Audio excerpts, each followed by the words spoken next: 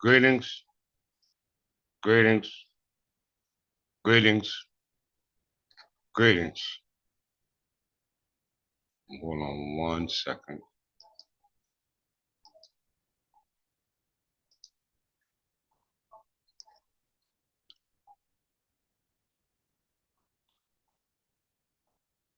Before we get started.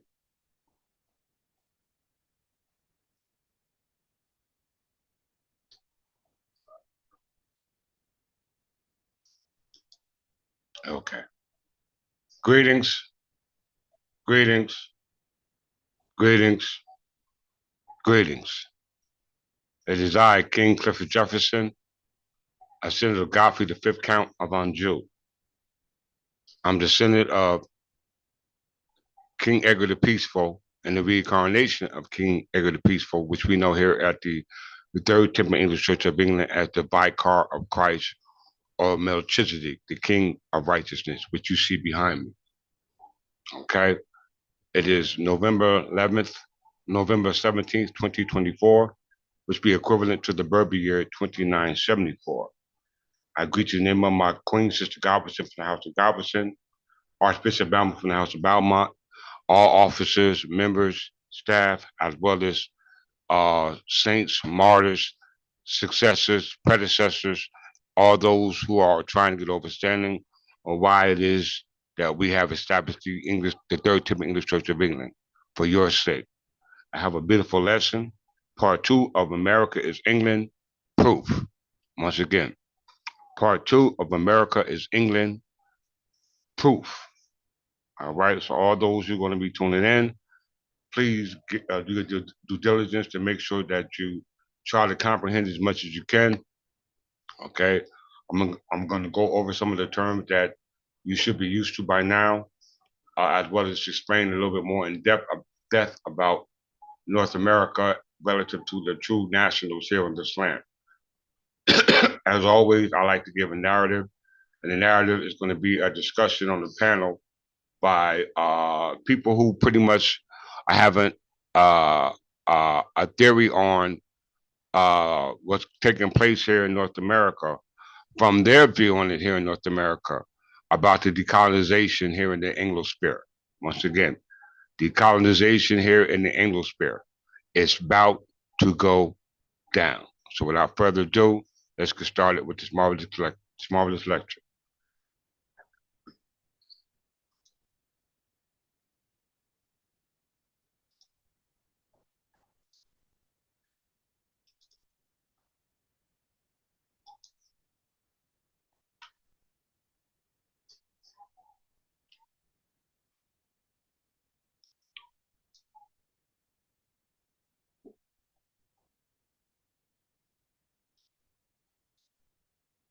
Testing, testing, testing, testing,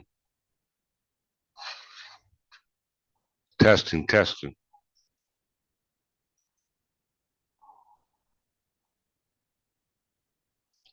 Can everyone hear me out there? Please hit me up in the chat. Can you hear me all right?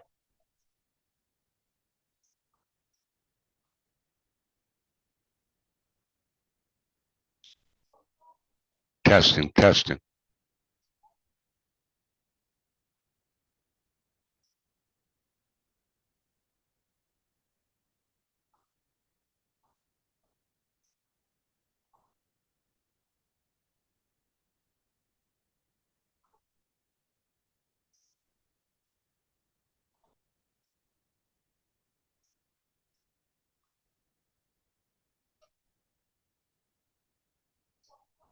Bear with me for a second, everyone.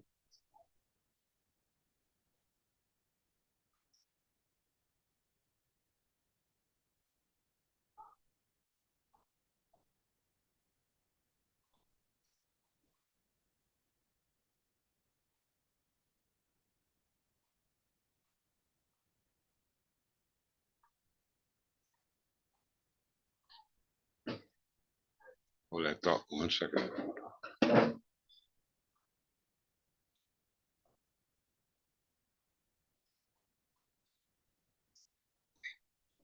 Can you hear me in the chat?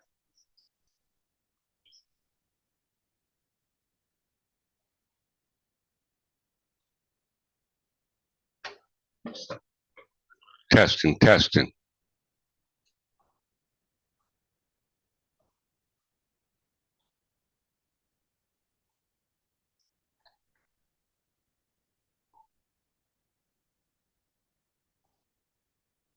Testing, testing, testing.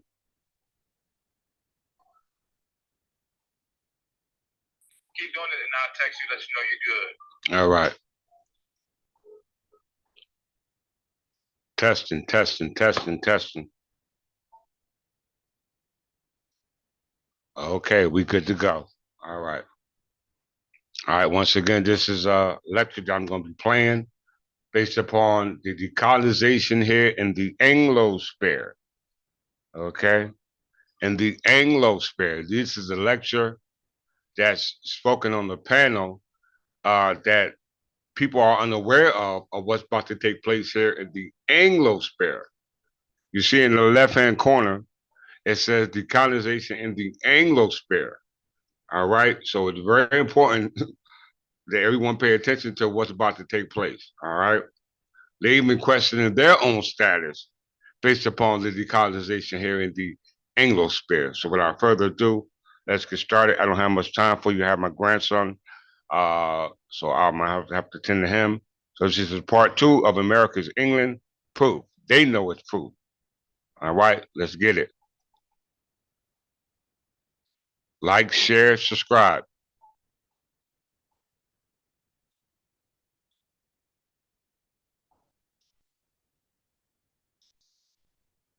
I think everyone's heard of the Anglosphere, obviously.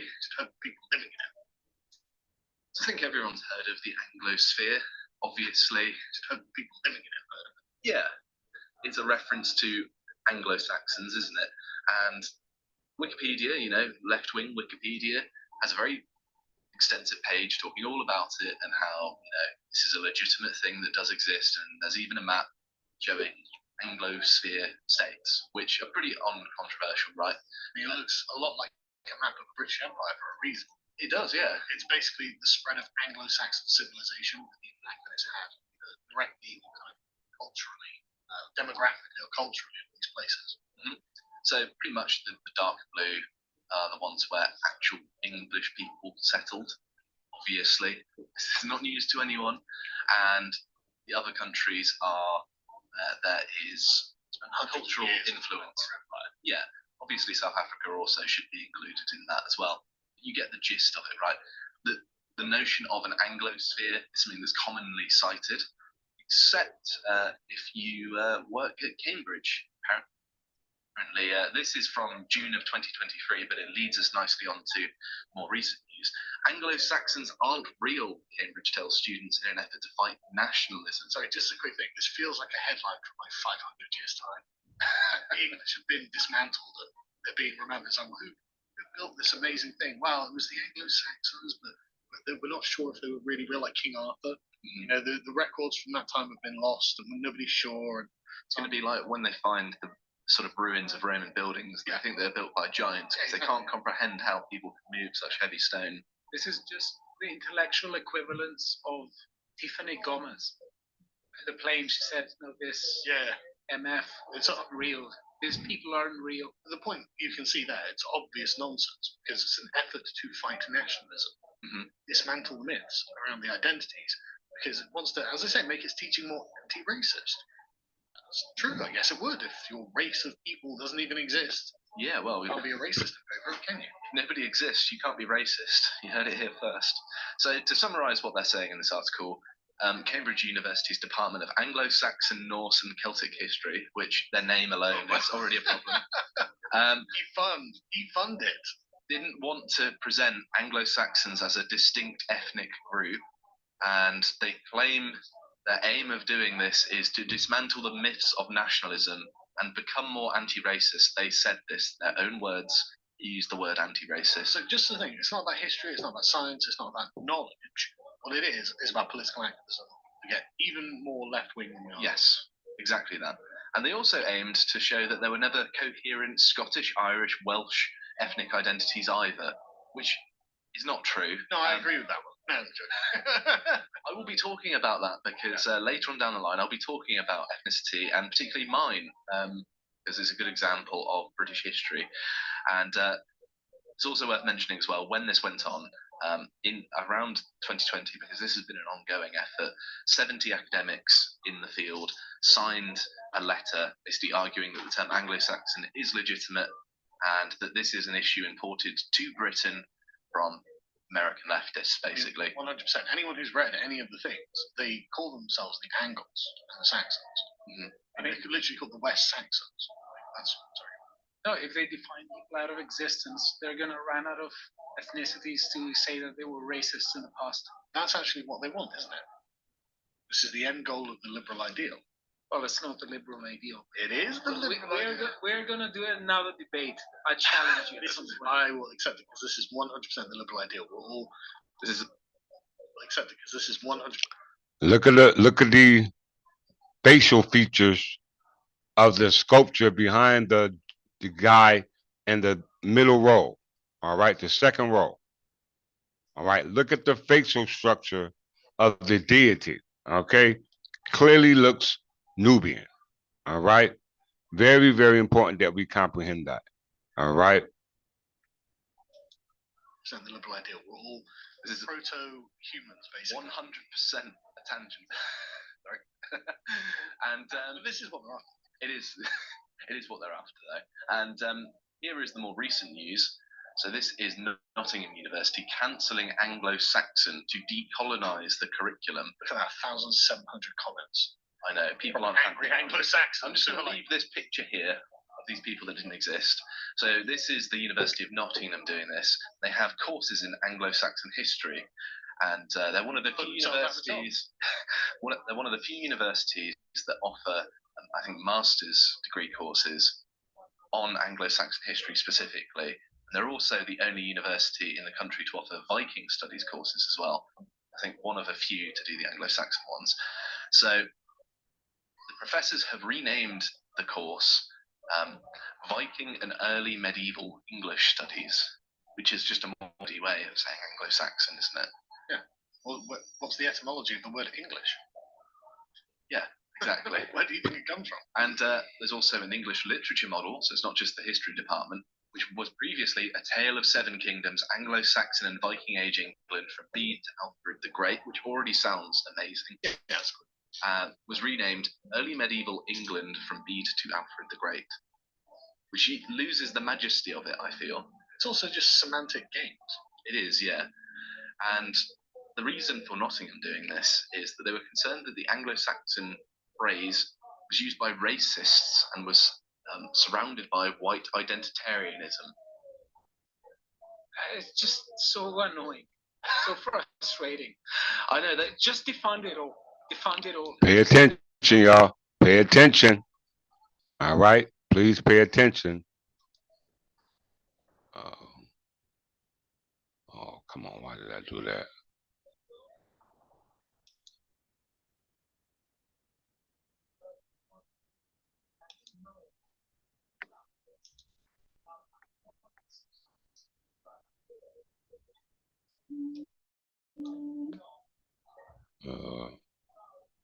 Where was I at?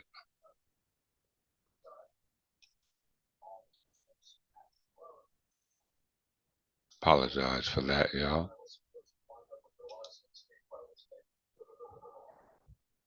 It is, yeah.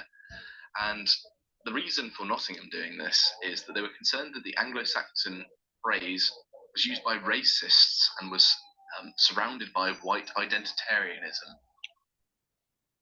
It's just so annoying, so frustrating. I know that. Just defund it all. Defund it all. Just get done with it. I know I'm sort of laughing about it, but it is a deliberate attempt to erase my history in the most infuriating and cowardly way possible. But if it helps, if it helps, universities have always been this way. You go back to the time of Francis Bacon, where he calls the universities distempers of learning. They're not for they're for propagating a faith, which is literally what the universities were founded on, is propagating the Christian faith. Now it's just the woke faith. Right? We will create parallel institutions that will actually disseminate knowledge. Watch this space. Yeah, but they're meant to be. They've created what would have been ways of disseminating knowledge about our past into something that destroys our past. It's become the antithesis of what it should be. Distempers of learning. This is why the Royal Society was set up, by the way, because the universities were just totally corrupted with ideology. Well, that's certainly the case now. So they also want to seek, and this is a direct quote here, to problematize the term Viking. And I hate the word problematize. It's such a stupid word. Problematize the word university. Sounds so grammatically incorrect. To make a problem of the word Viking would be how an Englishman would say it. So to claim that you know anything about what makes up English people, the English-speaking peoples, when you're using a word problematize, which is a linguistic abomination, says it all really. Josh, I have PTSD with this stuff. Why do you want to remind me of academia? Oh, well, you're going to enjoy the next link then, Stelios. So I'm going to quote about the aims of the module's content itself. Teaching staff at Nottingham also ensure that module's content aims at undercutting nationalist narratives and essential ideas about nationality, meaning the belief that English identity is distinct and confers fundamental characteristics. What every identity is. Every single identity does this. That's what's an identity. The thing is, no one really is unable to define what an English person is. You can go pretty much anywhere around the world and they can tell you what an Englishman is. No one has a problem with this. You're deliberately doing it for ideological reasons. You're trying to destroy us from within our own country, and it's really quite infuriating. And just to annoy you, Stelios, I don't know why there's a sensitive content warning. It's an email. But this is from York, and I believe Emma Hardy emailed them to ask whether they were doing the same thing. And they said, "Dear Emma, I can confirm we are doing this at York and have hopefully removed all mention of the term Anglo-Saxon. Yes." The ecophobia at that place is staggering. It's also worth mentioning as well that York did exist in the Anglo-Saxon times, so the city must have just appeared out of thin air, created by people that didn't exist. Well, also it was created by the early English. And to be honest with you, okay, that's not terrible either. You know, I mean, that is at least something. But there is something a bit magical about Anglo-Saxon. You know? Well, it's calling a thing by its name, and names are important. The same as why leftists screech if you call them by their actual name, because it's like biblical demons, isn't it? They recoil in pain if you actually call them by the name they were born. I mean, what if we just start identifying as Anglo-Saxons? We're going to dead ethnically name us? No, you're English. No, we're Anglo-Saxons. We actually identify as Anglo-Saxons, thank you very much. So actually being a bigot. Yeah, exactly. And they are being bigots. This is all out bigotry. And it is worth mentioning as well that this sort of thing has been discussed before. This was from September of 2023, where our very own Bo spoke to Tom Rousel of Survive the Jive, who has a very good YouTube channel, and they actually discussed a particular man that my attention has been drawn to that is partly responsible for this, and one of the people within academia that has been pushing for this from within. And that is this guy. And this is like leftist bingo, by the way. Just queer medievalist.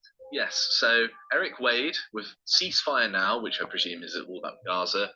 queer medievalists researching the global origins of ideas about sex and race in medieval English literature, helicopter parent to a pity, PhD, in brackets, they, use my own. So that is his bio I have just read out. Global origins of ideas in medieval English literature, which is not global, it's particular.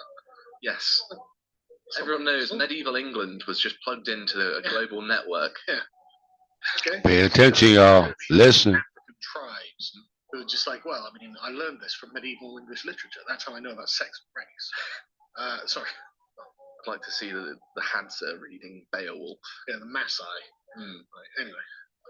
So he's published things like this. What's in a Name? The Past, Present, Racism in Anglo-Saxon Studies. It's also identifies an Anglo-Saxon even more. Yeah, see. Mary Rembrandt Olm as well is, I think she's either American or Canadian, but of Black Caribbean origin. Right. And I don't know why she even has any say in how we define ourselves. But there we go. And he's also done other things like Skeletons in the Closet, raising queer and trans issues in early medieval scholarship. Seems like so Anglo-Saxons didn't exist, but medieval trans people did. Yes, of course. They are real. They are valid. Stelios didn't know this. And another one here. My existence, Josh. As black as they were before, the history of skin color and the history of Holyrood tree. So yes, talking about this sort of thing. You get the idea, right? And so I wanted to dispel the notion that we have any sort of claim to heritage other than perhaps Anglo-Saxon history. Obviously, pause a second. The 12th century manuscript preserves an English homily known as the History of the Holyrood Tree. In it, 3 rods of Moses perform a number of miracles, including turning the skin of several Ethiopian men and their sons white. The Ethiopian mothers, however, remain black. Right. So is this? This is the earliest surviving text to create a hierarchy of skin color. Right. Heard him, hierarchy, skin color. Black people turned white in medieval Europe. I hate to be the person who breaks this to Mr. Wade. There also weren't any sub-Saharan Africans in Britain, full stop, ever at that point. There is that. But a couple of lost Ethiopians. How are you? But yes, I wanted to talk about the impact that Anglo-Saxons had on our island and our culture and around the world. So it's worth pointing out that 1/3 of our DNA in England comes from the Anglo-Saxons, sometimes up to 40%, depending on where you are. But in certain parts, where I'm from, I've only got 2% Anglo-Saxon DNA. Shows. I know, yeah. I don't very dark hair. I'm very, very Brittonic, is what my ancestry tells me. And it's also worth mentioning is how the rest of the world refers to us as well. Like, here's an article I dug up from 2022. Putin says Anglo-Saxon powers blew up Nord Stream pipeline. I only learned this the other day, and it was like, the Russians are accusing the Anglo-Saxons of doing it. I was like, what the hell is he talking about? But yeah, they just call the entire English-speaking world Anglo-Saxon. It's just the same as Anglosphere, really, isn't it? It's just a perhaps more precise way of putting it. But people refer to us in this way. It's not that Putin wants the British people to be nationalist, and that he's saying, you know what, if you people stand up for yourselves, this is better for Russia. He's also talking about the Americans when he says it. Of course, yeah, he means the Western powers, but more specifically the former British Empire. Yeah, America, Canada, Australia. It's all people sort of bound in heritage together. But he also introduced y'all better listen. Perspective into the mix. Well, we know that Putin is certainly a student of history. His Tucker Carlson interview, right? But if leaders of the UK weren't that ecophobic, they wouldn't allow him to do that, or it wouldn't sound weird. I tell you what is essential to your Anglo-Saxon heritage, and that is merch for the Lotus Eater store. We have t-shirts. Okay, that's enough. About this t-shirt, right? That's Okay. So we just reviewed 3 so-called spokesmen speaking on decolonizing the Anglosphere. We know what decolonize means. Okay? We know what decolonize means. Let me just stop and say this. We know what decolonize means. You know what I'm saying? Means that those who immigrated somewhere are to be sent home. Okay? And when they spoke about, they went into the history in regards to that most of history concerning the Anglo-Saxon has been considered obscure. All right? No one really knows. Okay?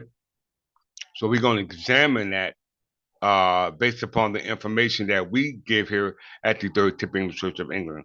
And hopefully those who are listening will be able to follow along.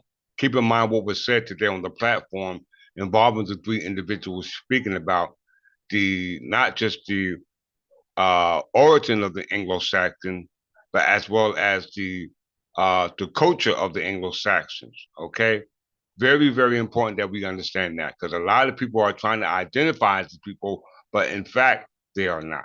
So hold that thought.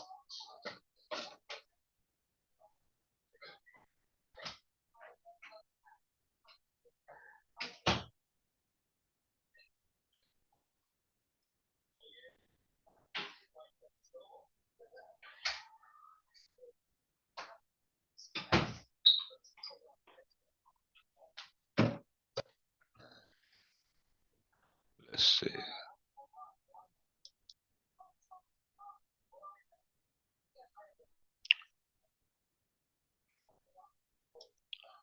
Let's start here.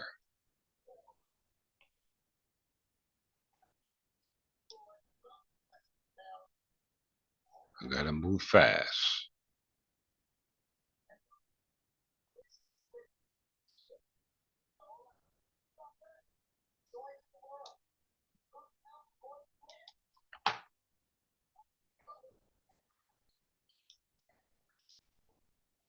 I'm gonna take y'all by the hand. All right, take y'all by the hand. Traditional Berber religion. All right, traditional Berber religion.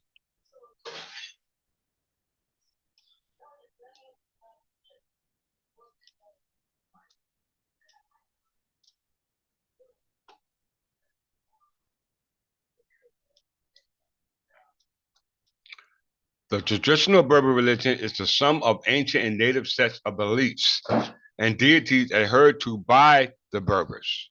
Originally, the Berbers seem to have believed in the worship of the sun and moon, animism, and in the afterlife. But interaction with the Phoenicians, Greeks, and Romans influenced religious practice and melted tradition faith with new ones. Okay? So very important that we honored and worship the sun, not the sun that we physically look at, but understanding the sun, the moon, its properties, the origin where it came from, our relationship to the sun. This was what we kept sacred, okay? Based upon our understanding and our return back based upon the concept of what we call the afterlife, okay? The afterlife. What is the afterlife? Let's look at that real quick. Nothing spooky for us.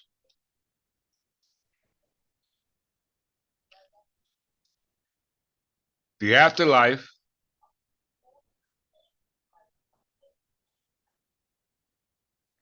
I want to make sure y'all see this.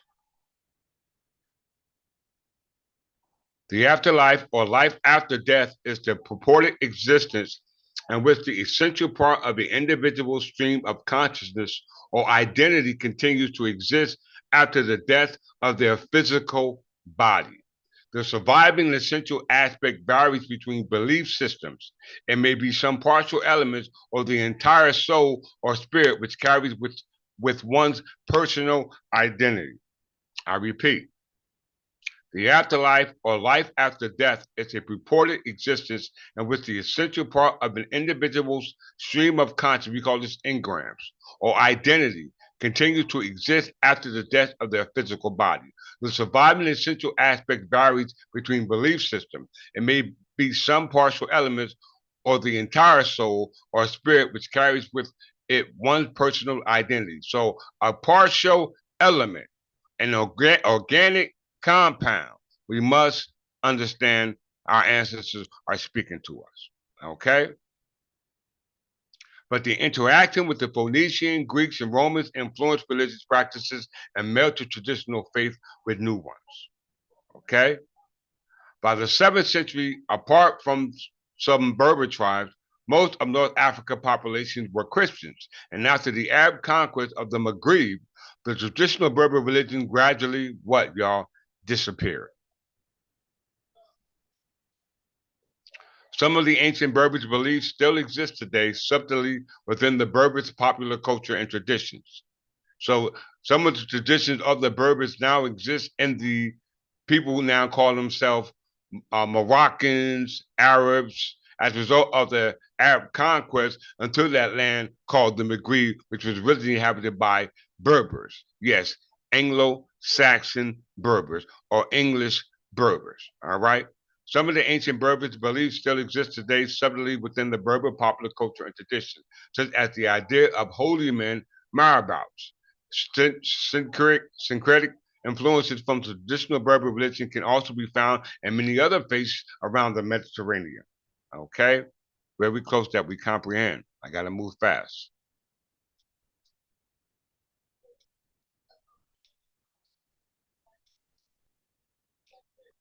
Gonna go right here.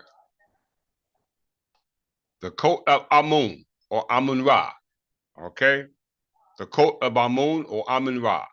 Since antiquity, the ancient Libyan ancestors or Berbers, you hear that? Since antiquity, the ancient Libyan ancestors or Berbers were worship the god Amun. You hear that? Amun, who was also worshipped by the ancient Egyptians. First of all, let's identify Amun.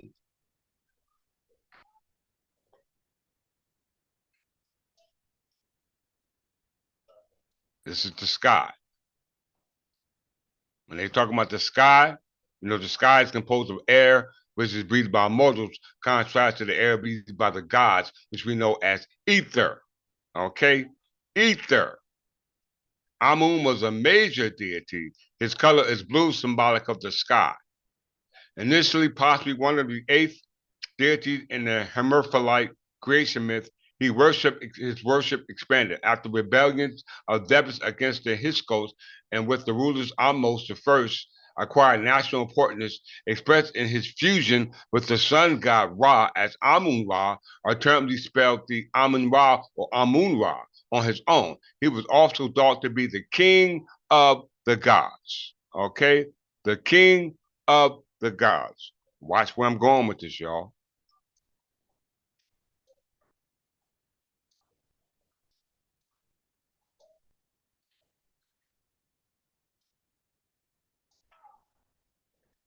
Let's go back to Cult of Amun. All right? Going back to the Cult of Amun. The Cult of Amun. Since antiquity, the ancient Libyan ancestors Berbers worshipped the god Amun, who was also worshipped by the ancient Egyptians. So the ancient Egyptians, which are called the Greeks, actually took on the tradition that was there prior to them coming on the scene, which was the traditions and customs of the Berbers. Okay? According to Herodotus and Pausanias, the cult had Berber origin and spread then to Egypt and later Greeks, probably via Greek colonies of Cyrene and the Siwa Oasis located western Egypt, where there remained a solitary oracle of Amun near the Libyan desert. Oracle means what? A prophet. Oracle means a prophet. An oracle is a person or thing consistent to provide insight, whose counsel or prophetic predictions most notably include precognition of the future inspired by deities. If done through occult means, it is a form of divination. Everyone better pay attention to what's going on. So we see that the ancient cult, or Amun-Ra and Amunet, which is dealing with the elemental aspect of ourselves, okay? The elemental aspect of ourselves, okay? Amun's wife Amnet is also believed to have originated from Libya, okay? She is the Egyptian mythology goddess of the underworld. Amentet meaning the land of the setting sun, or the west. It's where the dead wait for Ra to arrive. You hear that? So Amenet is the counterpart to Amun. She is the Egyptian mythology goddess of the underworld. Okay, the underworld, meaning the land of the setting sun. Okay, I'm generally speaking, not metaphorically, not mystically, but figuratively speaking, meaning the land of the setting sun or the west is where the dead wait for Ra or Amun Ra or Amun Ra to arrive. So Amun Ra will arrive in the west on that land. Okay, we must understand that. In Berber belief, the mutton, i.e., the sheep, was a sacred animal to Amun. In the discussion of Athenius of Alexandria against the Gentiles, it is said that the Libyan population Berbers, the god Amun is often named Amen and was literally a divinity Labus, a mythological king of Nubia who so did the land in which she founded Carthage and was also considered the son of Amun. Okay, so we see the Berbers are associated with the ancient ancestors going back to what people called the Egyptians and back to the founder Amun Ra. Okay, and Amun Ra's consort was Amnet, and Amnet means the land of the setting sun or the west, where Ra will wait, where Ra will return for those in the land of the setting sun or the west, i.e., the underworld, because she was what? The goddess of the underworld. We must comprehend. All right, let's move forward. So the land of the setting sun or the west is actually called Occident. Occident. Contrast to Orient.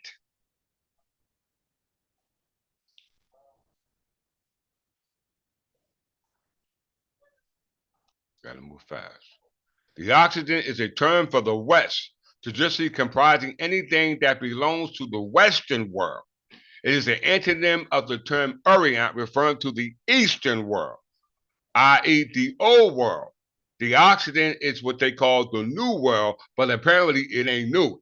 That is actually what they call the old world. And the Orient is the New World. The Occident is a term for the West, traditionally comprising anything that belongs to the Western world. It is an antonym of the term Orient, referring to the Eastern world. And English has largely fallen into disuse. The term Occidental is often used to describe objects from the Occident, but can be considered an outdated term by some, i.e., ancient. Okay? Ancient.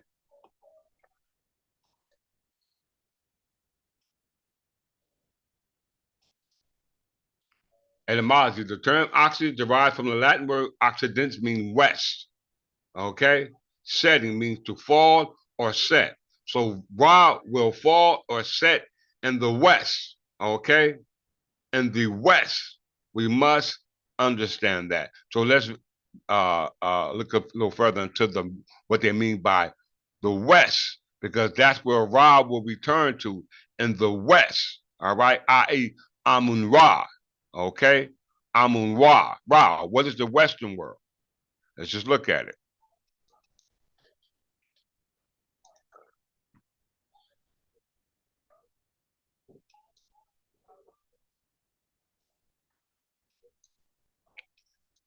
So Amun Ra will return to the west, i.e., the underworld. Okay, where his descendants will be. Okay, that's what it said. Let's just go back to it. Or somebody said, I didn't put this there.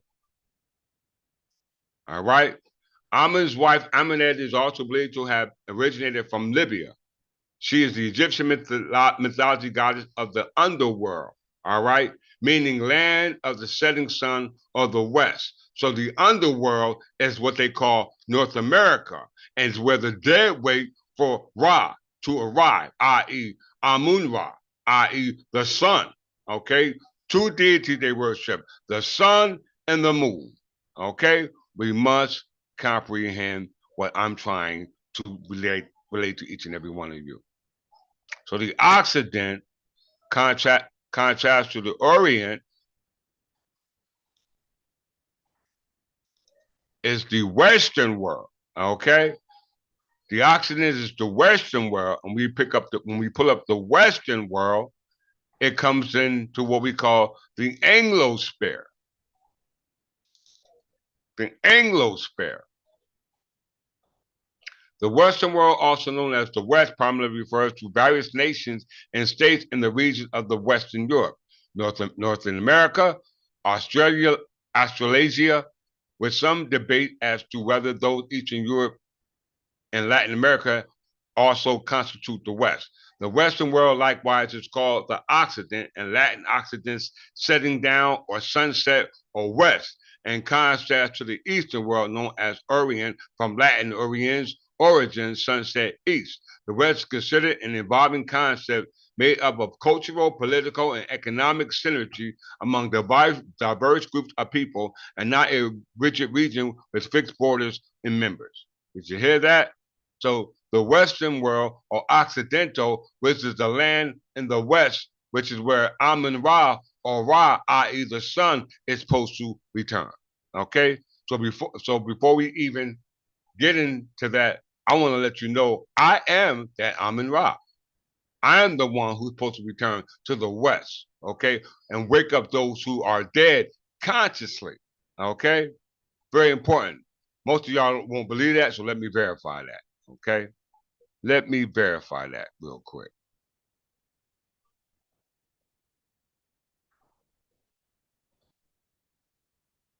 Let me verify that.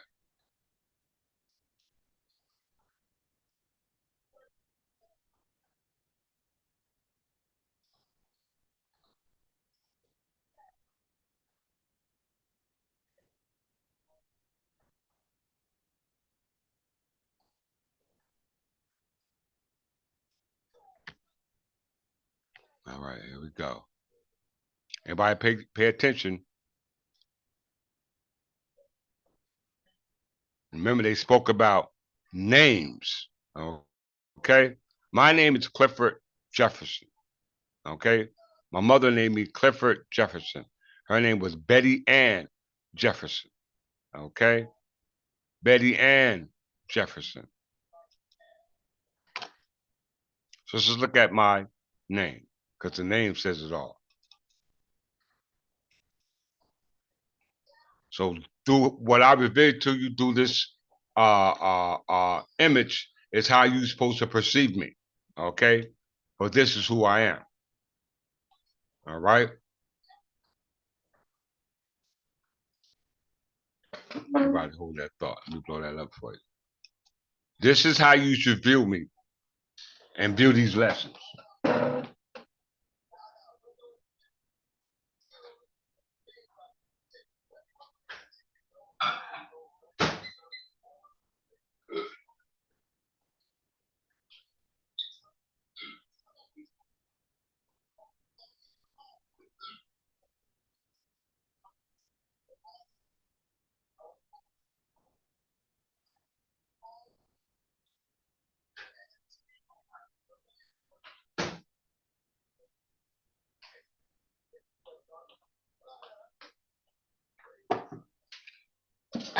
I might have to do this in 2 parts if my grandson come early, but I'm gonna try to squeeze it in here, okay?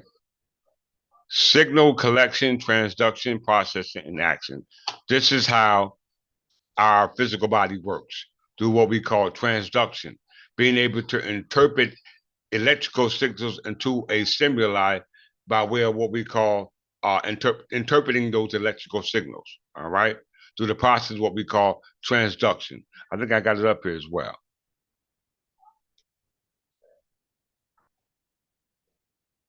Let's see. Didn't I put it up here? No, I didn't. All right. Transduction. My first name, Clifford. Surname and later as a masculine proper name attested from the 12th century as his surname, originally a place name. 4 at a steep bank. See cliff +4. Okay, so the first name Clifford means ford or steep bank. See Clifford, which Clifford is my whole name. Okay, so we're gonna look at the word, the first part of the word, first name Clifford. Cliff, noun. Old English cliff, steep and rugged face of a rocky mass, promontory, steep slope.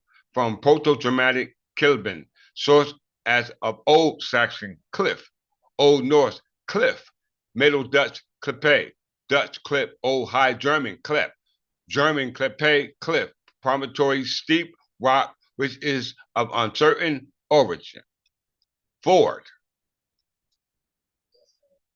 noun, Old English ford, shallow place where water can be crossed. From Proto-Germanic Ferdu, source also of Old Frisian forda, or High German furt, German ford, from pi patru, a going, a passage. Source as also Latin partus, harbor, from root per, to lead or pass over.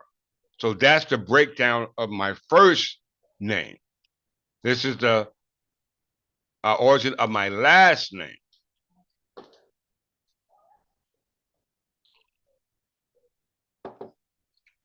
Jefferson, according to modern people's understanding, all right,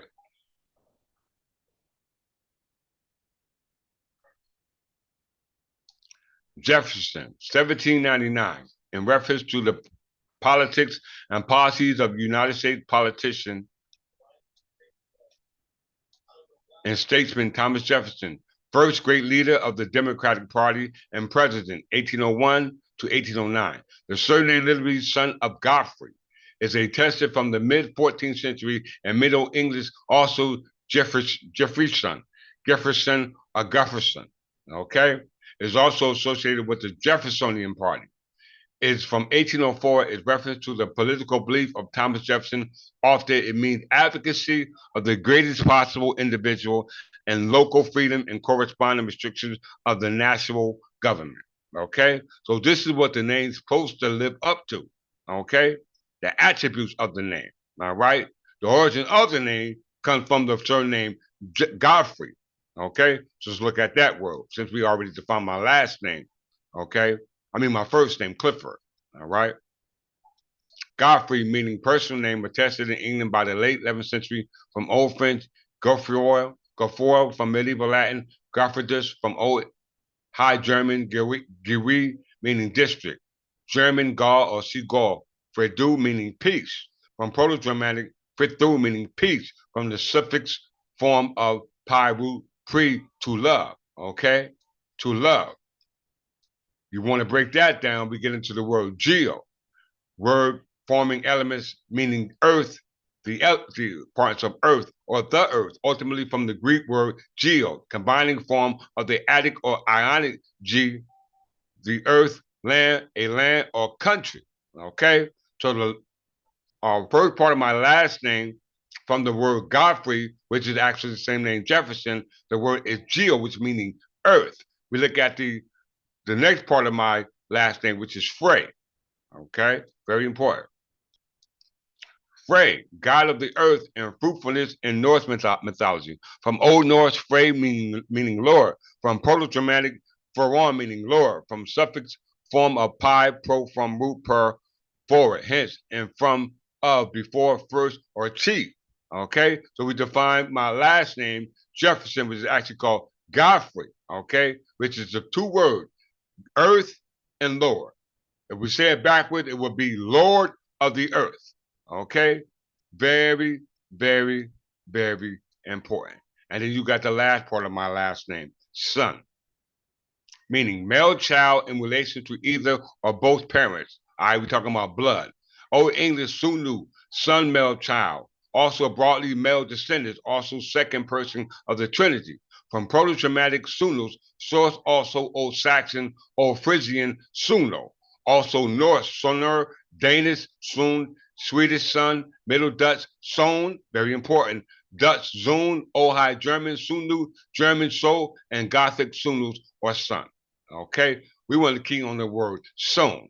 Okay, why?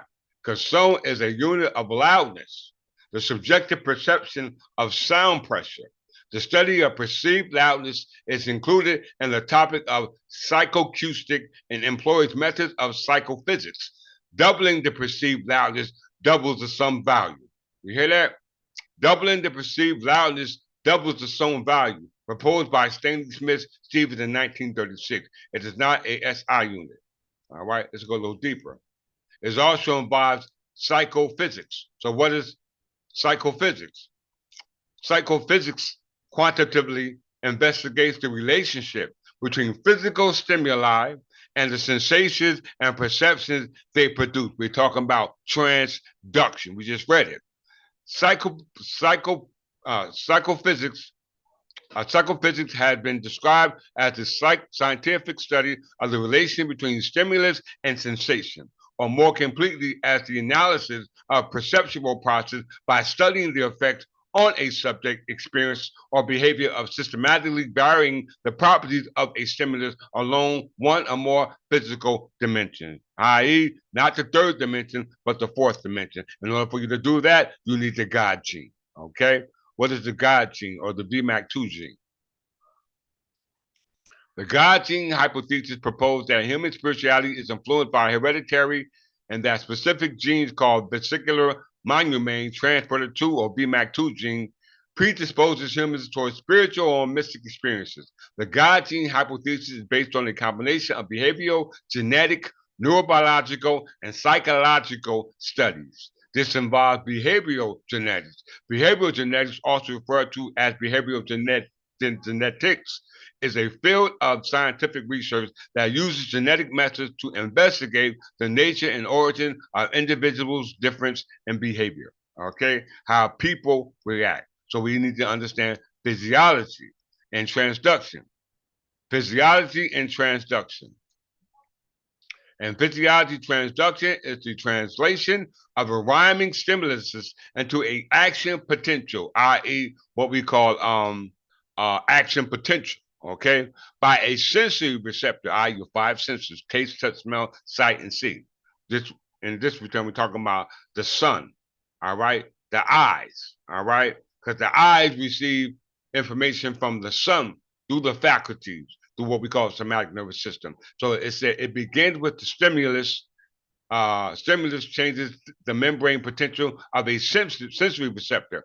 A sensory receptor converts the energy into a stimulus, into an electrical signal. Receptors are broadly split into two main categories: extra receptors, which receive external sensory stimuli, and receptors, which receive internal sensory stimuli. So we receive here at the Third Tip English Church of England internal stimuli contrast to the external stimuli, i.e., your five senses. Very, very important for you to comprehend this lesson. If everyone comprehends so thus far, please give me a thumbs up in the chat line.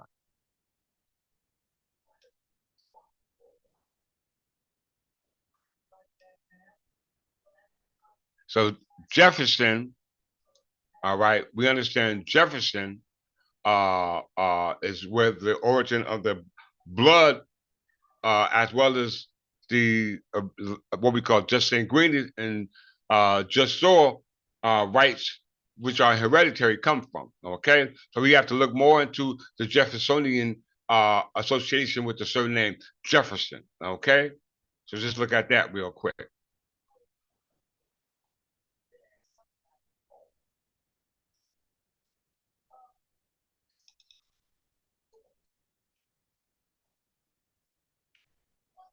Jeffersonian democracy, very important.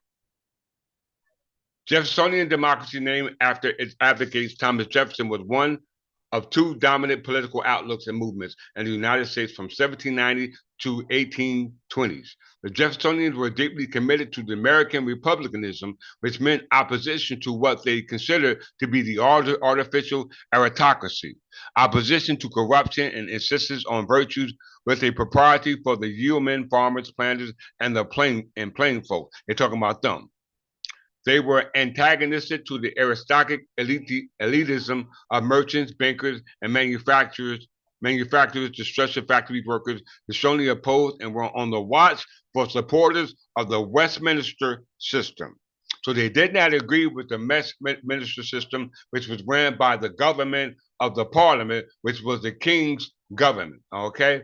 At this time, it was de facto king. Nonetheless, it was the king's government. Okay. So when we trace the government based upon the one sitting in the seat of government, based upon the individual we're talking about, which happened to be Thomas Jefferson, he had no right to be sitting in a seat of parliament based upon the origin of parliament known to those who bear that surname. All right. Because it's hereditary. You must be a subject.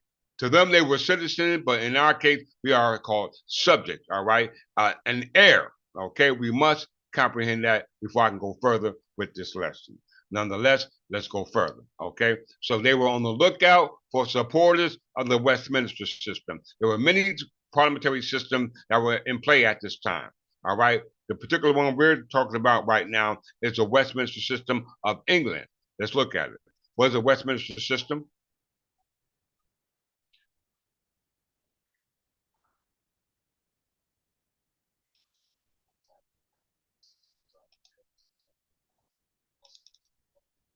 You know, Westminster system, it can either be under interregnum, where the King's Council is taking care of business, or it could be the King in Council, which we call an itinerant court. Okay? So Westminster system. Westminster system or Westminster's model, i.e. we know a frame or form of government, is a type of parliamentary government that incorporates series of procedures for operating a legislative, which first developed in England. Key aspects of the system includes an executive branch made up of members of the legislature, and that is responsible to the legislator. The presence of parliamentary opposition parties and ceremonial head of states, who is a separate from the head of the government. The term derives from the powers of Westminster, which has been the seat of Westminster Parliament in England and later the United Kingdom since the 13th century. The Westminster system is often contrasted with the presidential system here in what we call the United States. So when we look at the Westminster system, with the founding fathers who were running under the cabinet, under their own parliamentary system here in the United States, was looking at for a particular parliamentary system or Westminster system, and that system was what we call the Parliament of England. So let's just look at that real quick. Not the one that's over there now, the one that's here now. Not the one that's over in what they call the United Kingdom, but the one that's over here in North America. Because they know that one related to Berbers. All right? Gotta move quick. Parliament of England was a legislator of the Kingdom of England from the 13th century until 1707. You hear that? From the 13th century to 1707, when it was replaced by the Parliament of Great Britain. So the Kingdom of England Parliament was different from the Parliament of Great Britain. Parliaments involved great councils of bishops and peers that abide the English monarch. Great councils were first called parliaments during the reign of Henry III. Henry III was the son of John, the son of Henry II, the son of Godfrey, the 5th Count of Anjou, the son of Fulk, the ruler of Jerusalem. Okay, so the origin of Parliament of England goes back to Henry III, Henry II, Godfrey, the 5th Count of Anjou, because they were the founders of the government, because they controlled the government as a result of their unification with the kings of Wessex. All right, we must understand that. So the Parliament of England, as we can see here, was already in place prior to it being or relocated over there in what you call North UK. We're going to prove that. Let's see. So we see Henry III was under control of the Parliament of England in the 13th century. Okay, there is his name right there. Henry III. He was of the Plantagenet crown. Okay, very, very, very, very important. Let's go to the origin of the Parliament of England.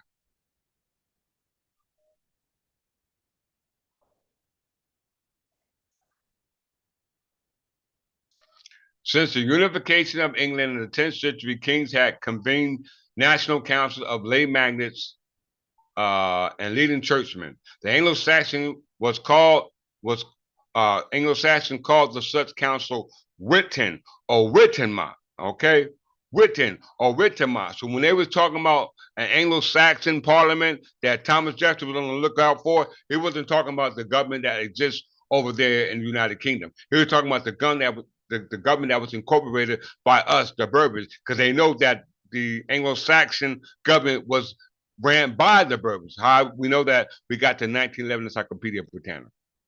Okay, let's prove it.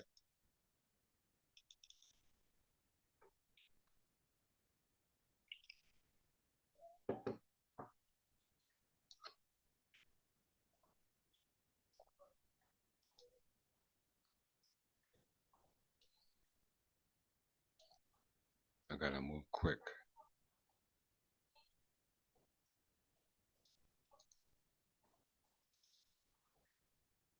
Encyclopedia Britannica.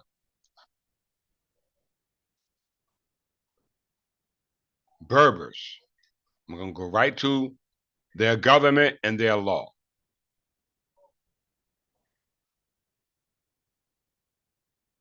For the sake of time.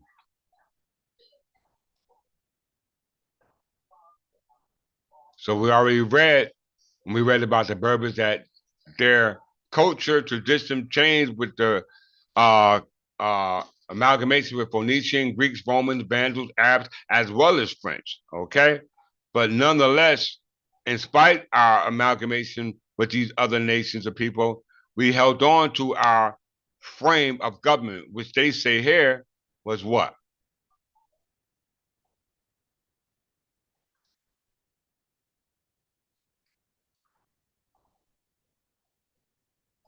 Council within. Well said, Brother McGow from House McGow.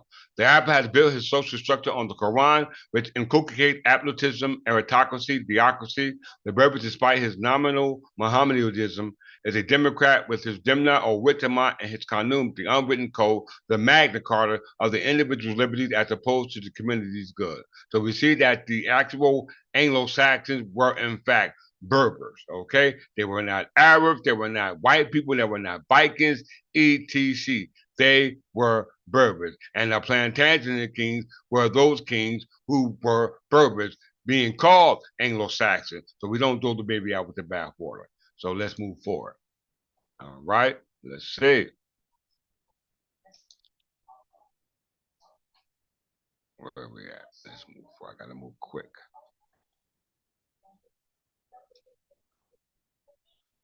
Let's see. So we know the Occident means the Western world, okay? So traditional Berbers that Ra, Amun-Ra, was supposed to return for those in the underworld was called the land of the West, okay? Literally, the land of the West. That's North America, okay? That's the Anglosphere, okay? That's the Anglosphere. The land of the West is called the Anglosphere. They were just talking about the Anglosphere. Okay, I got to move quick, so I'm going to speed through this. Anglosphere, also known as the Anglo-American world. Look at the map, y'all. Look at the map, okay? Now let's go back to what we call the land of the West, the Occident, okay? Where Ra is supposed to return for those in the underworld.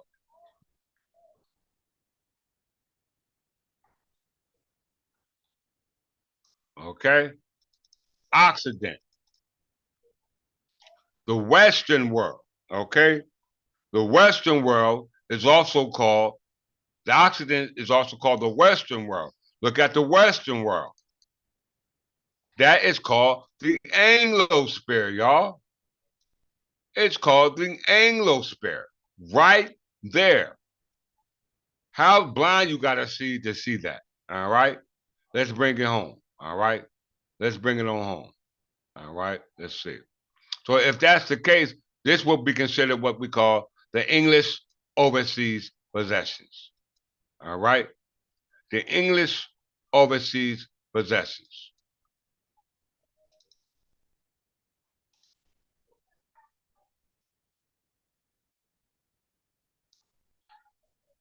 The English overseas possessions comprise a variety of overseas territories. So when you say overseas territories concerning the English overseas possession, it also includes America as well, what you call America.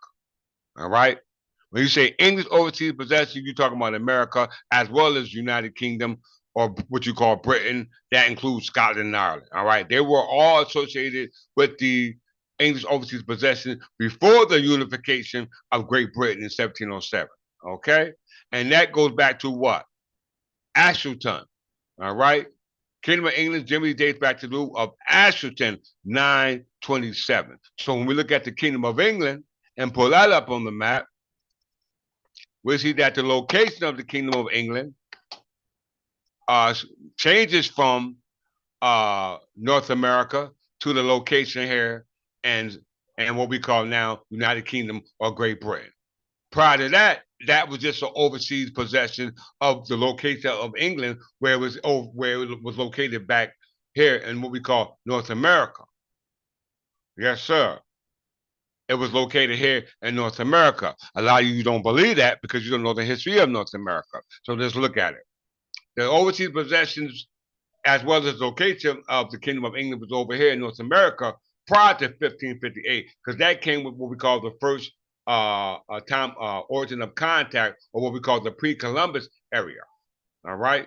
History of the Kingdom of England from the Norman conquest of 1066 conventionally distinguished periods naming after succession ruling dynasties.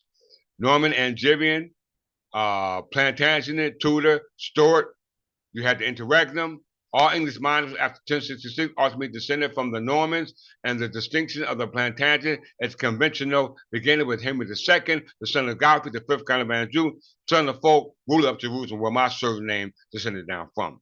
All right, so we must understand that from that time, the Angevin king became more English in nature, i.e. Berber, to English. The House of Lancaster and York are both Plantagenet cadet branches. The two dynasties claim descent from Edward III, all right, via John Beaufort, and James VI of Scotland, and the first king of England from the House of Stuart, and Margaret of Tudor from the wife of Henry VII, the founder of the House of Tudor. All right, very, very, very important. I got to move fast, so I got to move forward. Okay, let's see. So let's take us to what we call timeline of colonial America.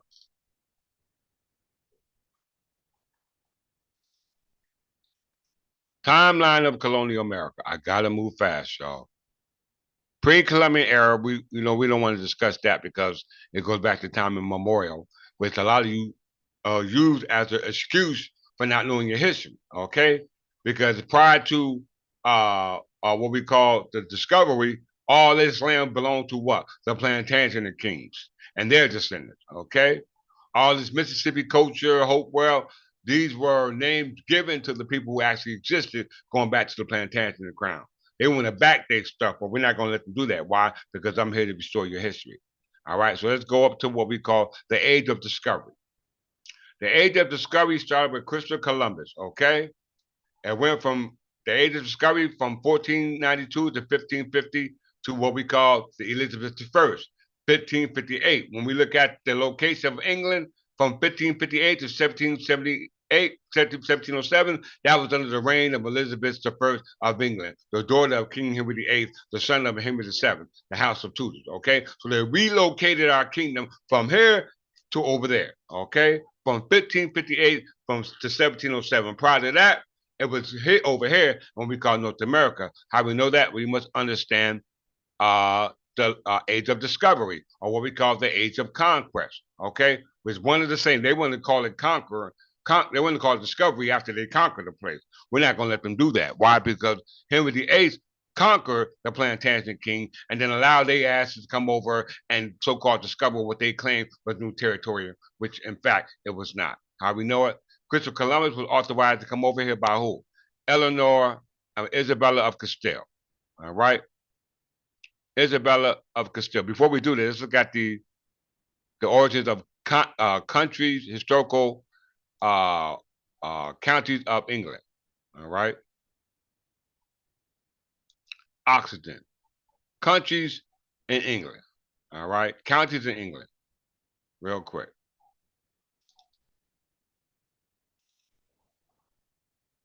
I wish I had more time. Counties of England. The counties of England are a type of subdivision of England. Counties have been used as administrative areas in England since Anglo-Saxon time. There are three definitions of counties of England. 48 ceremonial counties used for the purpose of lieutenancy, i.e. under the British monarch. system that was instituted. The 84 metropolitans, non-metropolitan counties for local government, as well as historic counties, which were used for the administration used till 1974. Let's just look at the box, everyone. So the historical counties go back to the Middle Ages. The ceremonial counties starts at the time of the House of Tudors. Okay, so you got historical and ceremonial counties. Okay, the historical and ceremonial counties relating to the counties of England. All right, let's look at them real quick. The historic counties, in brief. When you're on your own research, you can go a little further in on it. You're gonna focus on the terminology. All right. The historical counties of England. The historical counties of England are areas that were established by administration by the Normans, in many cases based on the earlier kingdoms and shires created by the Angles, Saxons, Jews, Celts, and others. So that means that the Normans created counties, all right, known as historic counties, all right, where they invaded England. Prior to that, we already had counties of our own, known as shires, okay? Not over there in what you call UK, Britain, or United Kingdom. Not over there. We had our own shires or counties over here. Why? Because prior to Queen Elizabeth moving it over there, it was located over here. All right. So you had historic counties started by the Normans. We know Normans were Vikings. We know that territory over there was the overseas possession, where the location of England was over here in North America.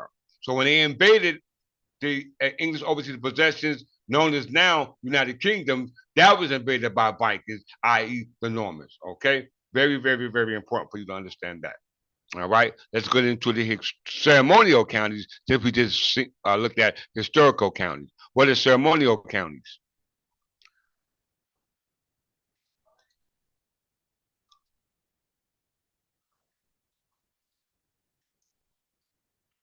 Ceremonial counties, formerly known as counties for the purpose of lieutenancies, are areas of England to which Lord Lieutenants are appointed. They are one of the two main legal definitions of counties of England in modern usage, the other being the counties for the purpose of local governments and legislations. All right, so there's only two, historicals and ceremonials. The historicals was created by the Normans who invaded the English overseas possessions when the location of England was here in North America. And then you had the ceremonial, which were those created by what we call the House of Tudors when Elizabeth and their descendants moved over there to what they now call United Kingdom of Great Britain in 1558. Okay, I know my stuff. Here's the proof. The historical counties of England were originally used as an area for administering justice and organizing the militias overseen by a sheriff back when the Normans had it. Then from the Tudor times onward, a Lord Lieutenant was appointed to oversee the militia, taking some of the sheriff's functions. That was in the what they call historic ceremonial. Okay, historical Norman ceremonial House of Tudors. We know the House of Tudors were started by who? Henry VII. All right, Henry VII, and we know that in the location of England from 1558 was over there in what they call United Kingdom of Great Britain. Prior to that, it was right over here in what they now call North America. Okay, so we know that the House of Tudor was started by who? Henry VIII. We know that the Normans were Vikings. All right, Normans. Gotta move fast.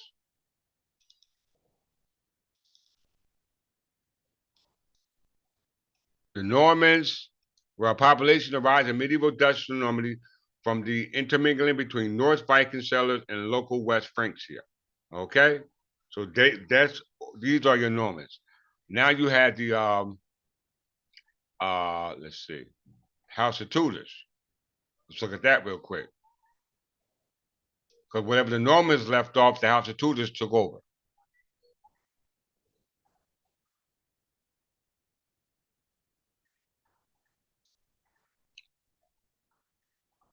House of Tudors.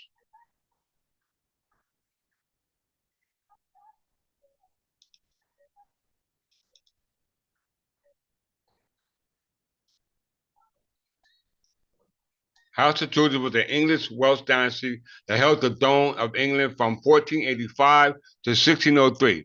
the descendants of the Tudor of Pennymouth, a Welsh noble family, and Catherine of Baelius. So Catherine of Baelius was related to the House of Tudors, all right? And Baelius was a Frankish house, okay? So the House of Tudor descended from the House of Baelius. So very important for we to understand that. For the sake of time, I can't go no further into that. House of Tudor were established by Henry VII. Let's look at Henry VII before we move forward.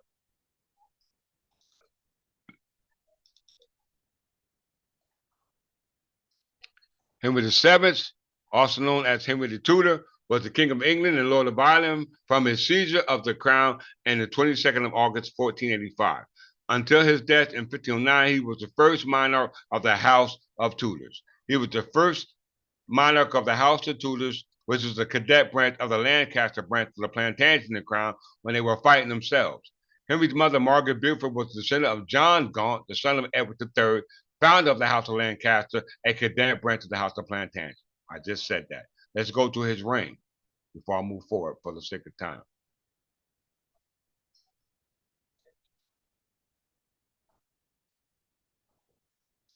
To secure his hold on the throne, Henry declared himself king by right of conquest. You hear that?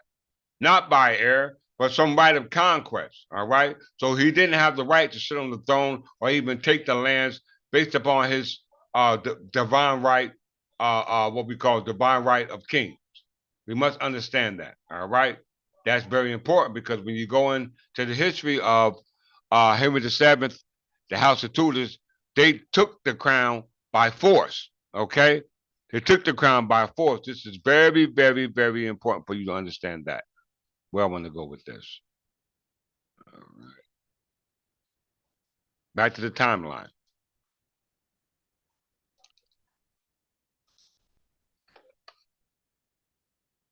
Age of Discovery. Pre-Columbian era. This is when they rewrote our story, okay, and put a false directory in there. Age of Discovery, Christopher Columbus. So that gave them the right to rewrite the history right there when they erased our history. Christopher Columbus, all right, first voyage, all right. He was a Spanish. Then you got Francis I, which was the French who were in so-called not conquered, but invaded territory. You notice they didn't use the word conquer. They used the word discover. They only got permission to come here going back to Henry VII, who took over those people who are already here. Okay? We must comprehend that. So the age of discovery, we get into Christopher Columbus and we get into Francis I. All right? That's New Spain and that's New France. Both of those were started by Spain under Isabella of Castile. Okay? Isabella of Castile. Let's just look at it real quick. I got to move fast. On this landmass, not over there. It didn't switch till 1558 to over there. Other than that, everything was going down right here. Christopher Columbus between 25th of August and 31st of... 1 second.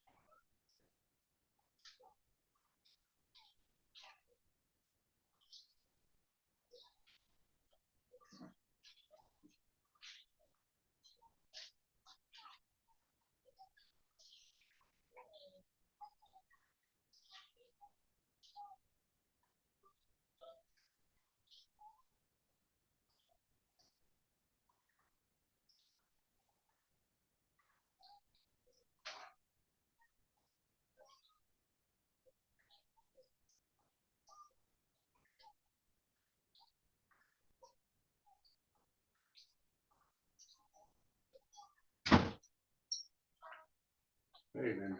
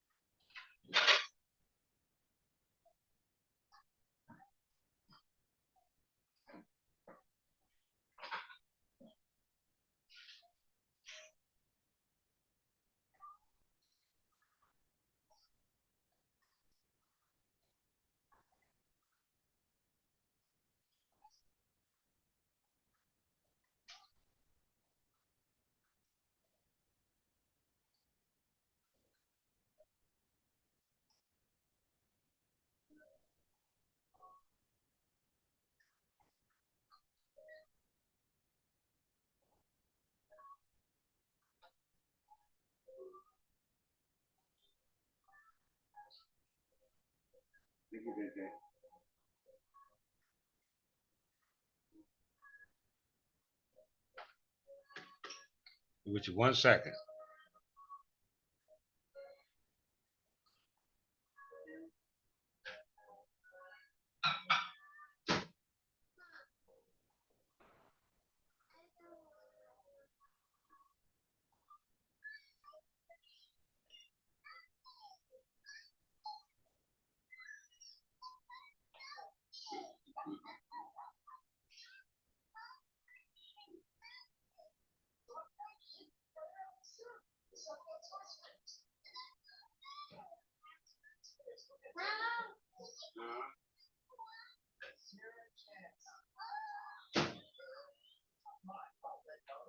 Right here, my cartoon.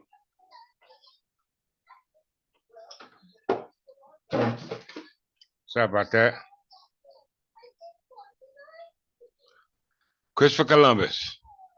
Christopher Columbus was an Italian explorer and navigator for the Republic of Genova, who completed 4 Spanish-based voyages across the Atlantic Ocean, sponsored by the Catholic monarchs, opening the way for widespread European exploration and colonization of America.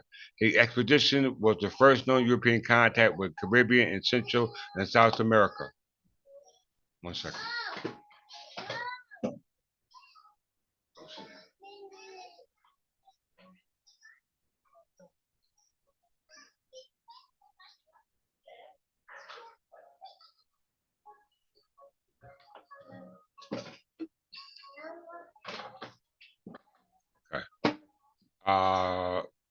Widespread European exploration and colonization of America.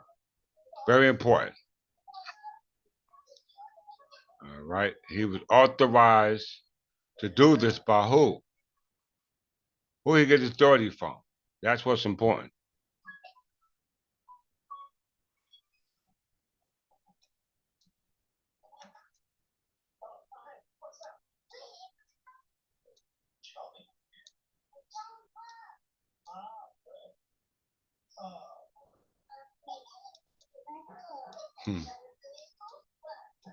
Who did he get his authority?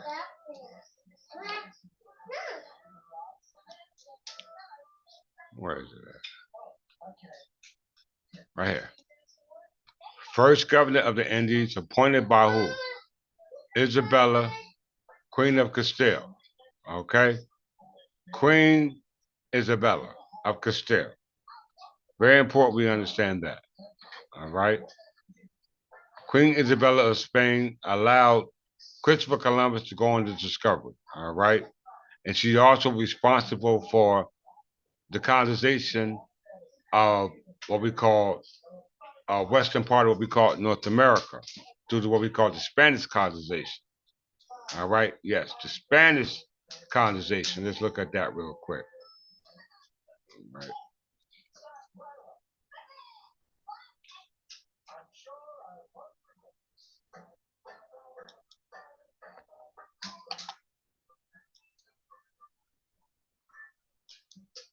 I thought I had the Spanish already up there.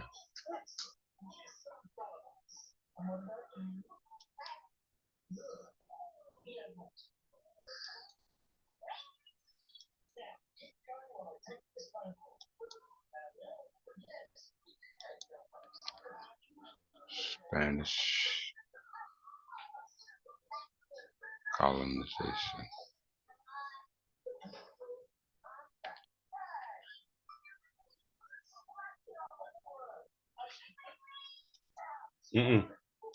No, no. No, no.